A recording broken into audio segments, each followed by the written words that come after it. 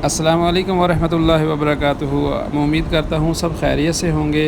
आज से हमने स्टार्ट किया है कि साइनॉप्सिस कैसे लिखे जाते हैं, स्पेशली एमफिल पीएचडी स्टूडेंट्स के लिए, और मास्टर्स के लेवल पर भी कुछ यूनिवर्सिटीज़ और कॉलेजेस साइनॉप्सिस और थीसिस लिखवाते हैं। तो बेसिकली जब साइनॉप्सिस हम बनाते हैं तो आधा काम थीसिस का कंप्लीट हो जाता है। तो वो किस तरह लिखा जाता है उसके बारे में आज हम इस पे बात करेंगे इंशाल्लाह, और डॉक्टर साहब भी हैं वो भी बात करेंगी लाजमी।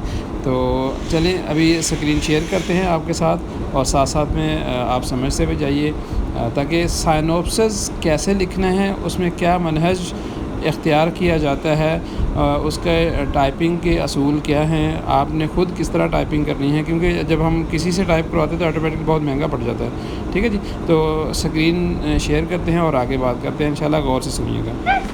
स्क्रीन पर। यस मैडम, नजर आ रहा जी, elements of a research proposal.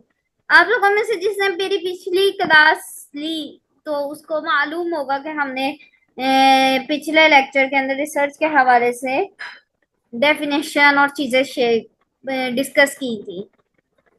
इसमें आज हम लोग एक तो खतातुल बहस की बात करेंगे, दूसरा हम आज बात करेंगे तहकीक के मुतालिक कुरान पाक में आयात और अहादीस में जो हुक्म है उसके हवाले से आज हम लोग थोड़ी सी मजीद डिस्कशन करेंगे।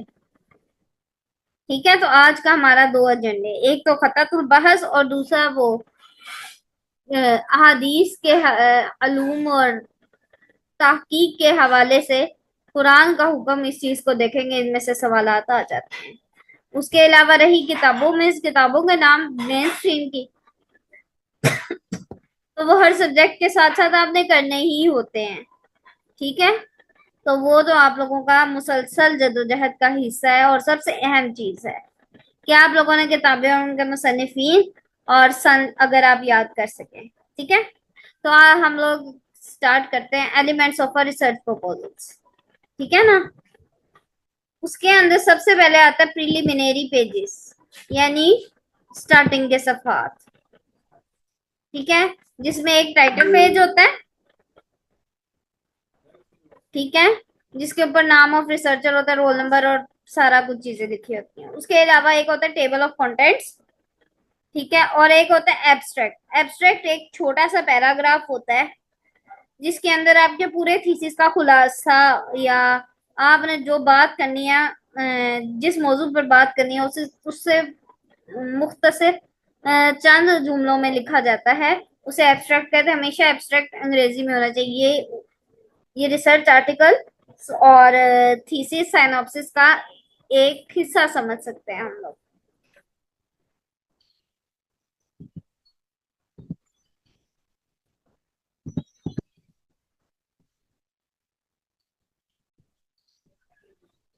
उसके बाद हम आते हैं सबसे पहले मौजू के तारुफ के ऊपर। ठीक है ना, एब्स्ट्रैक्ट के बाद हम मौजू का तारुफ लिखते हैं। मौजू का तारुफ जो है ना, वो एक छोटा सा पैराग्राफ होना चाहिए। दो पैराग्राफ भी हो सकते हैं। एक पैराग्राफ जो के स्टार्टिंग वर्ड्स हो खूबसूरत से, उसके बाद दूसरा एक पैराग्राफ हो जो बिल्कुल सिंपल सा लिखा गया हो, जिसमें मौजू के बारे में बताया गया हो। ठीक है ना, तो दो पैराग्राफ लिखे जाएंगे। ठीक है ना, या एक पैराग्राफ भी आप मौजू के मुतालिक मुबाहिस का एक स्टार्टिंग बना सकते हैं, डेफिनेशन डाल सकते हैं मौजू के अल्फाज के मुतालिक, तो आप उस तरह कर सकते हैं। और सिनॉप्सिस में एक चीज आपने अवॉइड करनी है और वो है रेफरेंसेस। आप लोगों के सिनॉप्सिस में रेफरेंसेस नहीं होने चाहिए। हाँ, अगर आप कोई कुरान की आयत या हदीस कोट करते हैं तो बहुत जरूरी हो तो आप उसका हवाला दे सकते हैं, वरना अवॉइड करना चाहिए। उसके बाद हम लोग आते हैं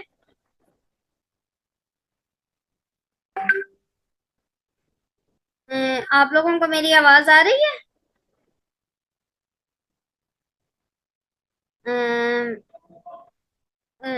काइंडली मुझे बताइएगा। है। यस मैडम, यस समझ आ मैडम रही आ है? रही है आवाज। स्क्रीन भी, जी स्क्रीन भी क्लियर नजर आ रही है और आवाज भी क्लियर आ रही है।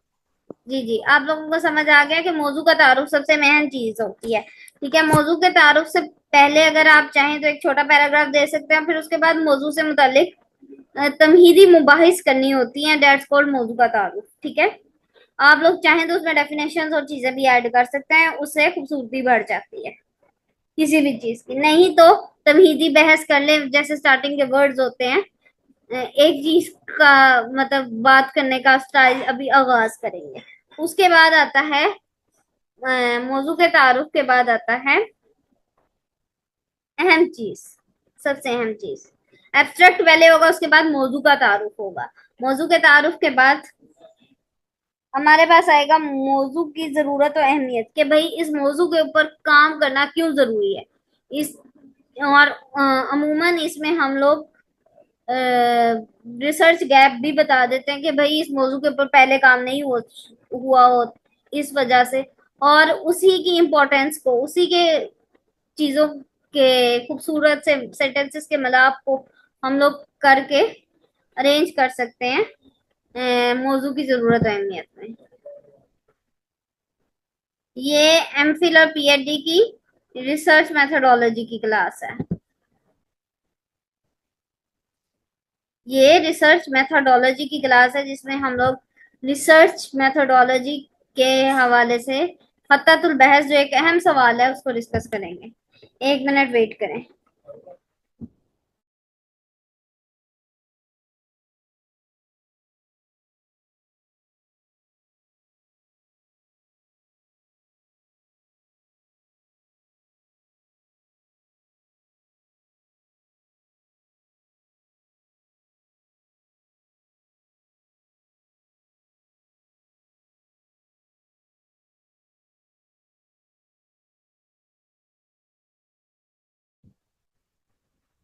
ओके, गॉट क्लियर कि ये कौन सी क्लास जा रही है।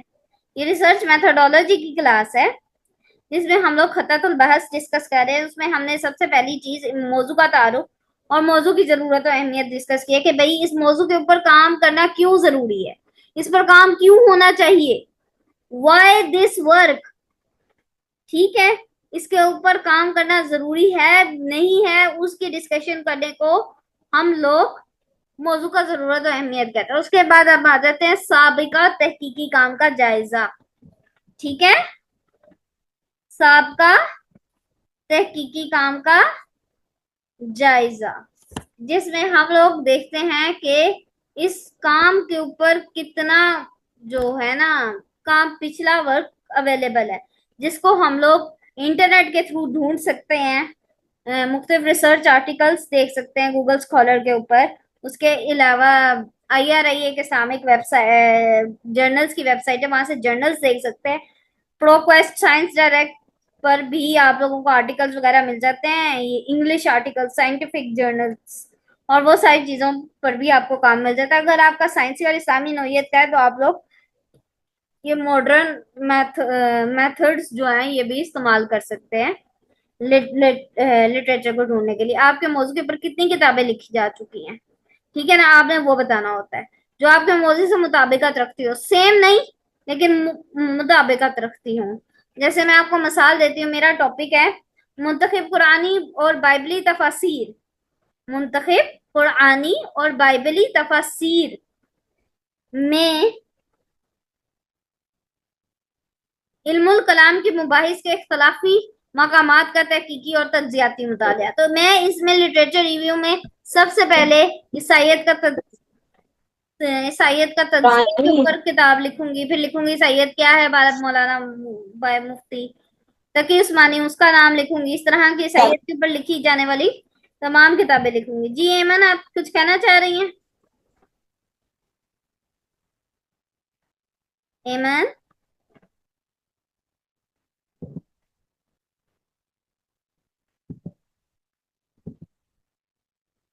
ओके, लगता है किसी का माइक ना गलती से ओपन हो गया था। ठीक है, क्लियर हो गया। आप मुझे बता भी दिया करें कि चीजें क्लियर हैं कि नहीं है।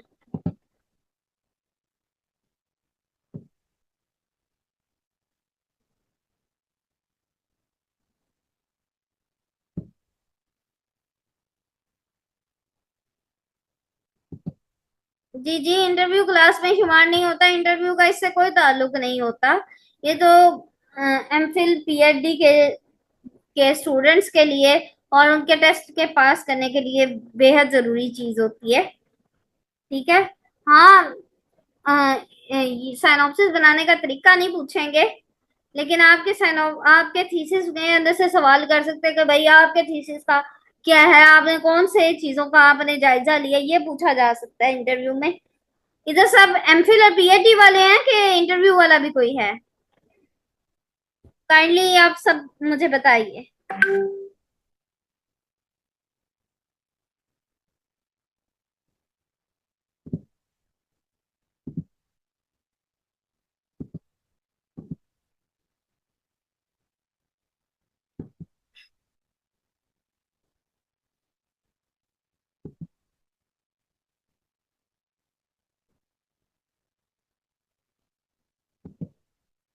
मेरा ख्याल है राबिया आप ने इंटरव्यू की क्लास लेनी है।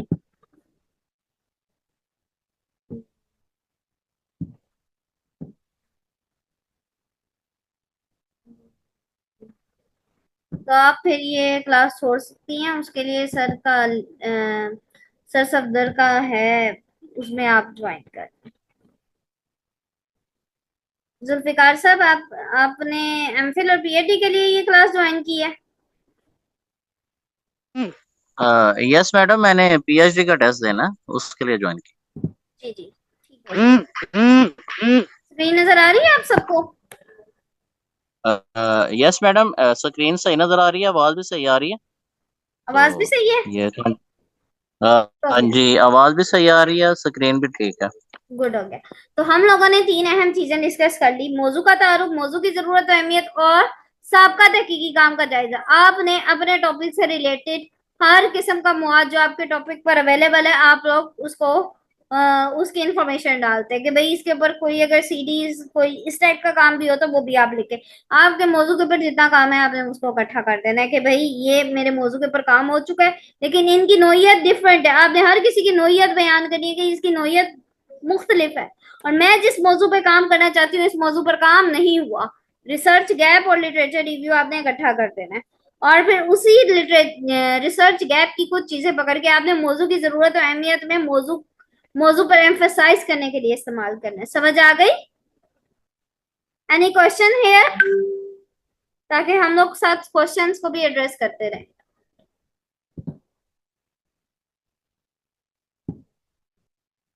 अच्छा मैम, ये सारा इंग्लिश में हम ये करेंगे? नहीं नहीं, ये उर्दू में करना है, ये तो मैंने अपने लिए स्लाइड्स बनाई है, अभी मैं आपको दिखाती हूँ ना उर्दू में भी, वो सैंपल दिखाती हूँ कि किस तरीके से होगा। आप लोगों ने उर्दू में ही करना है। ये तो भाई वो तरीका बताया हुआ है, आपने तरीका नहीं लिखना। आप लोगों का जो एमफिल का टॉपिक है ना, आप उसी का जो मुकदमा है, साइनॉप्सिस है, उसी में से टॉपिक उसका साइनॉप्सिस बना ले, या किसी और टॉपिक पर आप साइनॉप्सिस बना ले। ठीक है ना? कुरान पर, हदीस पर, फिक्र पर, आप किसी भी मौजू के ऊपर बना सकते हैं। Got clear? यानी वो कोई टॉपिक नहीं देंगे, कोई भी सिनॉप्सिस बनाया जा सकता हाँ जी, है। कब बहुत दफा टॉपिक दे देते हैं, बहुत दफा नहीं देते, और बहुत दफा आपको फील्ड दे देते हैं, जैसे कुरान, हदीस और सीरत में से किसी एक मौजू के ऊपर खत्ततुल बहस बनाए। तो खत्ततुल बहस के जब आपको तरीके नहीं पता होंगे तो आप तब तक खत्ततुल बहस नहीं लिख सकते। इसलिए आपको कुरान, हदीस और फिक्र, तफसीर, इन सारे ये चार डोमेन्स पर आपको कम से कम आप लोगों का साइनॉप्सिस तैयार होना चाहिए। अच्छा मैम, मेरा ये एमफिल में ना इस्लामिक थॉट है, तो इस्लामिक थॉट के हवाले से भी वो कह सकते हैं कि ये बना। नहीं, असरे हाजिर के हवाले से मुश्किल ही होता है। मतलब तकाबले ध्यान इस्लामिक थॉट, मेरा ये तकाबले ध्यान पे है। तो काबिल ध्यान का मौजू है, तो काबिल ध्यान का दे सकते हैं, लेकिन चांसेस नहीं होते। कुरान, हदीस और फिक्र के, कुरान, हदीस, सीरत सीरत फिक्र इसी के इर्द गिर्द घूमता है। आप अपने टॉपिक के अंदर देख लें, कहीं सीरत एडजस्ट होती है तो उसको सीरत को एडजस्ट कर लें, या एक नया सा टॉपिक ले लें और कोई बात नहीं, उसके ऊपर लिटरेचर रिव्यू सर्च कर लें कि इसके ऊपर कितना को काम हुआ हुआ है। नहीं भी हुआ तो हुआ। मैम आप सैंपल सेंड कर देंगे ना इसके जी खुतवतुल जी, मैं बहस। आप लोगों को सैंपल सेंड करूंगी, बल्कि आप लोगों के सामने भी रखते हैं, अभी हम लोग मजीद डिस्कस करते हैं। अभी तो हम लोग सिर्फ स्टेप्स को डिस्कस करें। अब हमारे पास अगली चीज आती है सवालाते तहकीक और मकासिदे तहकीक। प्रॉब्लम स्टेटमेंट, हाइपोथेसिस भी कहते हैं, मफरूजा तहकीक भी कहते हैं उसको, ठीक है ना। रिसर्च क्वेश्चंस, ठीक। मैं इधर देख लूंगी इधर। रिसर्च क्वेश्चंस, ठीक है। ये आप लोगों को लिखा हुआ नजर आ गया, रिसर्च क्वेश्चंस। रिसर्च क्वेश्चंस ये अ, चीज होती है कि आप लोगों ने जो अबवाब बंदी की होती है ना, बाब अव्वल, बाब दोम, बाब सोम, उसके तहत फसलें बनाई होती हैं मुख्तलिफ। तो उसमें जो आपने बातें डिस्कस की होती है ना, उनको एक सवालिया शक्ल में लिखने को हम लोग कहते हैं रिसर्च क्वेश्चंस। और फिर उसका अगर हम लोग सब्जेक्टिव में सेंटेंस, सिंपल सेंटेंस में उसको लिखें, तो वो हमारा रिसर्च ऑब्जेक्टिव होता है। रिसर्च क्वेश्चन और रिसर्च ऑब्जेक्टिव तकरीबन सेम ही चीज होती है।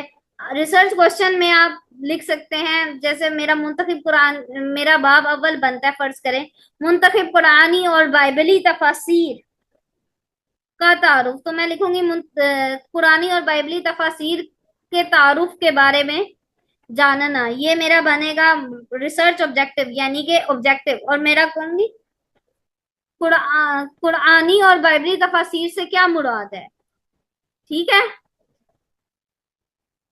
क्या आप कुरानी और बाइबली तफासिर के बारे में जानते हैं, ये बन जाएगा रिसर्च क्वेश्चन। और रिसर्च ऑब्जेक्टिव इसी को सेंटेंस फॉर्म में करने का, रिसर्च कुरानी और बाइबली तफासिर के तारुफ के बारे में जानना, ये बन जाएगा रिसर्च ऑब्जेक्टिव। ये बहुत इंपॉर्टेंट चीज है। आपने तकरीबन 3 दिन रिसर्च क्वेश्चन और 3 रिसर्च ऑब्जेक्टिव बनाने होते हैं, ये तकरीबन सेम चीज ही है। रिसर्च क्वेश्चन जो होता है वो मेन क्वेश्चन होता है, ठीक है। मेन क्वेश्चंस होते हैं जो आपके थीसिस को पढ़कर या साइनॉप्सिस के टॉपिक जहन में आने के बाद जो आपसे 3 सवालात आपके जहन में आते हैं, वो सवालात होते हैं। और उन्हीं को अगर हम लोग सिंपल सेंटेंस में लिखने के बारे में, मालूम करना के बारे में, इदराक करना के अल्फाज यूज करके, that's called research objectives. Got clear everyone? Yes madam, ठीक है, समझ आ गई। ठीक हो गया। अब हमने रिसर्च ऑब्जेक्टिव और रिसर्च क्वेश्चंस कर लिए। उसके बाद हम आते हैं रिसर्च मेथोडोलॉजी के ऊपर। रिसर्च मेथोडोलॉजी में हम लोग जो दो मुख्तलिफ स्टाइल्स है, वो मैं तरीके होते हैं रिसर्च के, ठीक है ना। रिसर्च डिस्क्रिप्टिव भी होती है, तकाबली होती है, बयानिया होती है। तो हम लोग मुख्तलिफ रिसर्च की टाइप्स को पढ़ते हैं। और फिर आपने अपनी रिसर्च की टाइप के बारे में लिखना है। सबसे पहले लिख बताना होता है क्वालिटेटिव है कि क्वांटिटेटिव होती है, क्वालिटेटिव है कि क्वांटिटेटिव है। अमूमन जो इस्लामिक स्टडीज की रिसर्च होती है वो क्वालिटेटिव रिसर्च होती है, ठीक है। उसके बाद बताएं बयानिया है क्या है। और अगर आपने कोई चीजें इस्तेमाल की हैं, टूल्स जैसे क्या कहते हैं, सवालनामा कोई तैयार किया या सर्वे किया या जो भी, तो वो भी आपने रिसर्च मेथोडोलॉजी में बताना कि हमने ये चीजें इस्तेमाल की। उसके बाद आपने बताना है कि आपने फुटनोट रेफरेंसेस जो है वो फुटनोट पे देने हैं, एंड नोट पर देने हैं, आपके हवाला देने का क्या तरीका है, ठीक है। That's called research methodology. Got clear everyone?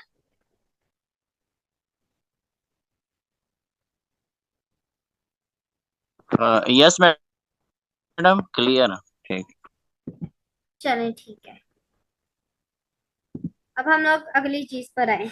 अब मैं आपके साथ एक दूसरी स्क्रीन जो है ना वो शेयर करने लगी हूँ, ठीक है। अब उसके बाद अलिफ बाय तरतीब से हम लोग रेफरेंसेस को लिखेंगे। आप लोगों ने कोई 10 से 12 याद कर लेने हैं। अल कुरान सबसे पहले लिखना, फिर बाइबल लिखकर, अगर आपने कोई तकाबले ध्यान का मौजू मिल जाए, वैसे तो नहीं होता, लेकिन आप कुरान बाइबल लिखकर उसके बाद आपने ना तकरीबन 5-6 ना किताबों के नाम, उनके नाशर और उनका सारे अलिफ बाय तरतीब के साथ शिकागो मैनुअल के तरीके से आप लोगों ने लिख लेना है। अब मैं आप लोगों से स्क्रीन शेयर करने लगी हूँ, 1 मिनट, थोड़ी देर वेट कर लें।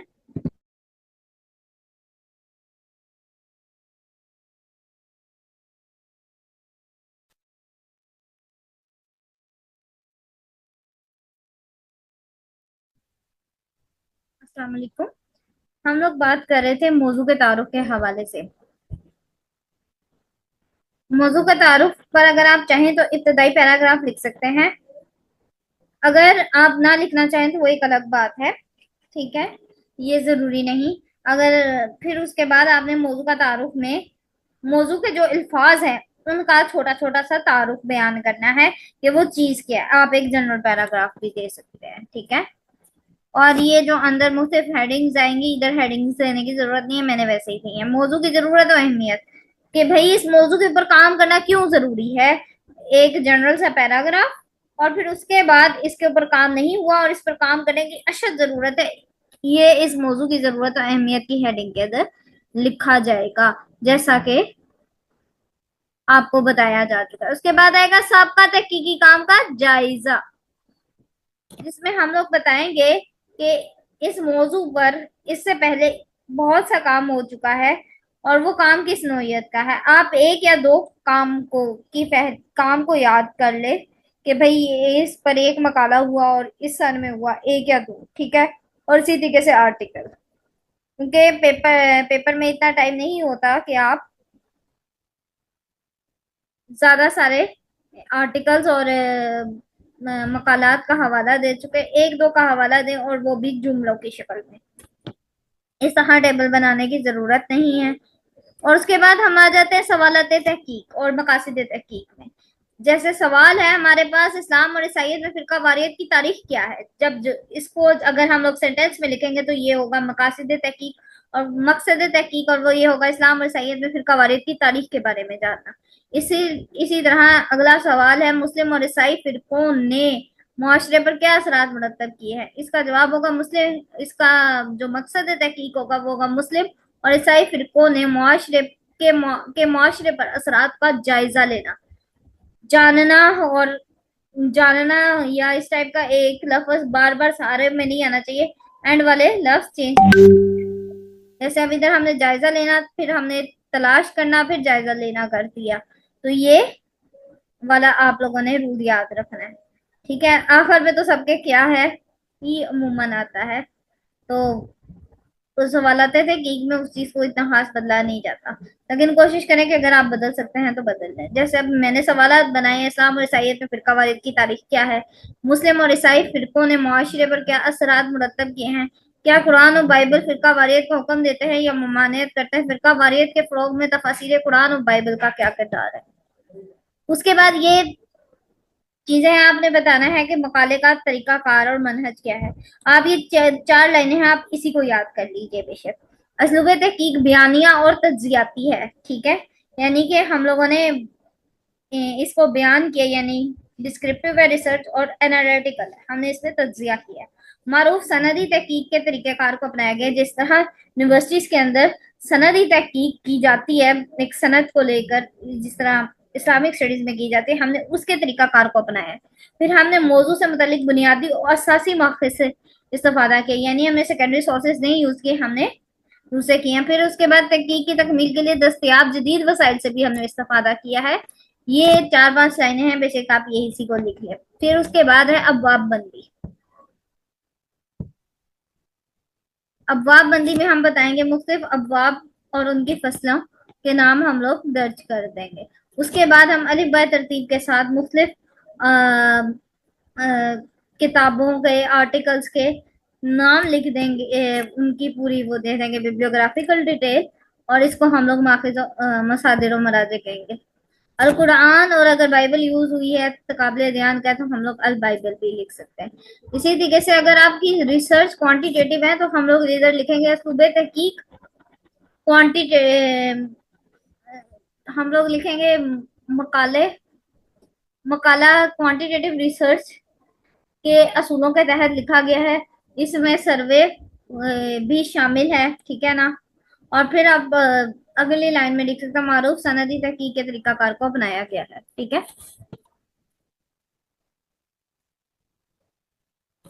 इसके अलावा ये तो था क्वालिटेटिव रिसर्च, एक क्वांटिटेटिव रिसर्च के हवाले से भी देख लेते हैं।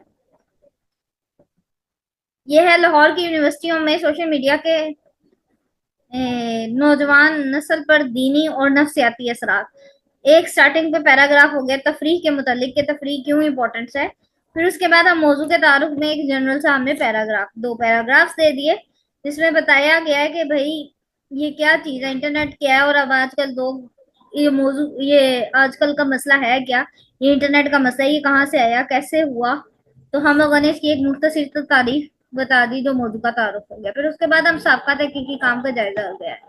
हमने एक एक बताया कि भाई जो इस मौजू पे हम काम करते हैं इस मौजू पर काम नहीं हुआ। तो आप एक दो के नाम लिख लें, ज्यादा डिटेल से लिखने की जरूरत नहीं। मौजू की जरूरत और अहमियत फिर हम बताएंगे कि भाई इस मौजू के ऊपर काम करना क्यों जरूरी है, कि भाई इस पर कोई काम नहीं हुआ, इस पर इससे पहले जो काम हुआ है वो इससे मुताबिकत नहीं रखता और हमारी नौजवान नस्ल सोशल मीडिया की वजह से गुमराह हो रही है और हम लोग इस टाइप से जुमले लिखकर मौजू की जरूरत और अहमियत को बताएंगे। सवालात तहकीक और मकासद तहकीक में उसी तरतीब उसी तरीकाकार को हम रखेंगे। इसके बाद है मनहज और असलूब तहकीक। वालेकुम अस्सलाम मैम, आपकी आवाज जिसके लिए एक सवालनामे को तैयार किया गया उर्दू मुकाले के आखिर में बतौर नमूना दर्ज किया गया, यानी मुकाले के आखिर में इसको दर्ज किया गया। मैं आप लोगों से मौजूदा तहरीरी मवाद और हासिल शुदा चीजें क्लियर हुई हैं। अब पाबंदी के हवाले से मालूमात को मुंजमद करके अबवाब में तकसीम किया गया। नहीं सर, वो ये मैडम वो आवाज ही नहीं आई आपकी, जरा दोबारा ये कर दें।